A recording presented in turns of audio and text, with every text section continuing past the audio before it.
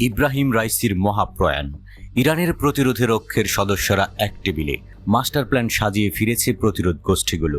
চলতি সপ্তাহে প্রতিরোধের রক্ষের সব সদস্যই দারুণ সক্রিয়। ইয়েমেনের হুথি, লেবাননের হিজবুল্লাহ কিংবা ইরাকের প্রতিরোধ গোষ্ঠী, সবাই ইসরায়েলকে ধ্বংস করতে তাণ্ডব চালিয়ে যাচ্ছে।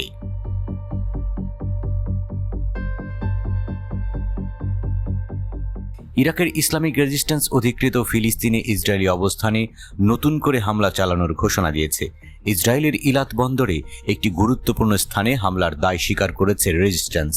গোষ্ঠীটি বলেছে, ড্রোন হামলাটি ফিলিস্তিনি বেসামরিক নাগরিকদের বিরুদ্ধে ইসরায়েলি গণহত্যার প্রতিক্রিয়া হিসেবে এসেছে। ইরাকি প্রতিরোধ ইসরায়েলি লক্ষ্যবস্তুর বিরুদ্ধে অভিযান চালিয়ে যাওয়ার অঙ্গীকার ব্যক্ত করেছে।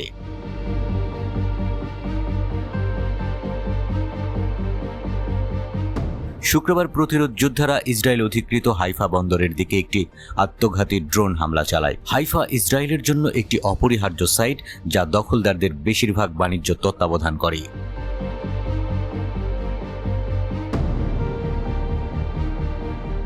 ইরাকি প্রতিরোধের সামরিক মিডিয়া প্রকাশিত একটি বিবৃতিতে বলা হয়েছে যে অপারেশনটি দ্বিতীয় পর্যায়ের অভিযানের অংশ।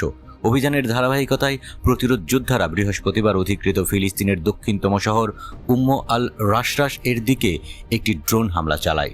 এই ঘোষণার কিছুক্ষণ পরেই প্রতিরোধ যোদ্ধারা হাইফা বন্দরের কাছে গুরুত্বপূর্ণ স্থানগুলোর দিকে দুটি আল আরকাব ক্রুজ ক্ষেপণাস্ত্র নিক্ষেপ করেছে।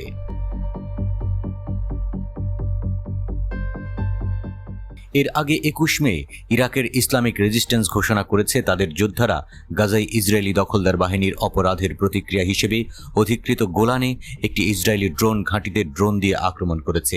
ইরাকের ইসলামিক রেজিস্ট্যান্স জোর দিয়ে বলেছে তাদের এই আক্রমণ অব্যাহত থাকবে।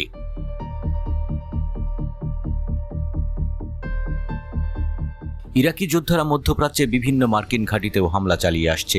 ফিলিস্তিনের গাজা উপত্যকায় ইসরায়েল যে আগ্রাসন চালাচ্ছে তার প্রতি অকুণ্ঠ সমর্থন দিয়েছে আমেরিকা। যুক্তরাষ্ট্র নির্ভরযোগ্য কোনো বন্ধু নয়, গত বছর এমন মন্তব্য করেন ইরানের সর্বোচ্চ নেতা আয়াতুল্লাহ আলী খামেনি।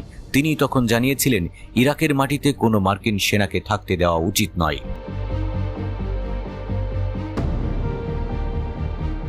2011 সালে মার্কিন সেনাদের ইরাক থেকে প্রত্যাহার করা হয়। এর 3 বছর পর আইএসকে প্রতিরোধে আবার মার্কিন সেনারা ইরাকে ফিরে আসে।